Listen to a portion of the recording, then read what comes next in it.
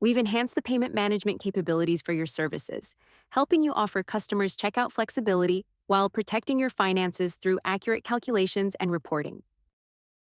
Let's learn what has been added in this payment power-up. When collecting online payments, you can enable customers to choose how they'd like to pay during checkout. Customers can select to finance the full service amount, allowing supported buy now, pay later providers to finance the complete booking, rather than just the deposit.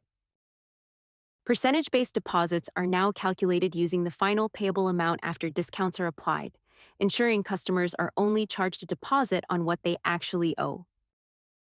Let's learn how to change this new setting to create flexible payment options. Navigate to the calendar settings of your calendar. Inside the Services section, access the Global Settings. Under Payment Settings, set the payment mode to Online Payment. Enable Allow Deposit or Full Payment choice, then save your changes. This helps you improve transparency by ensuring deposits accurately reflect the final booking value, creating a smoother checkout experience and giving customers greater flexibility in how they pay. We hope you enjoy it.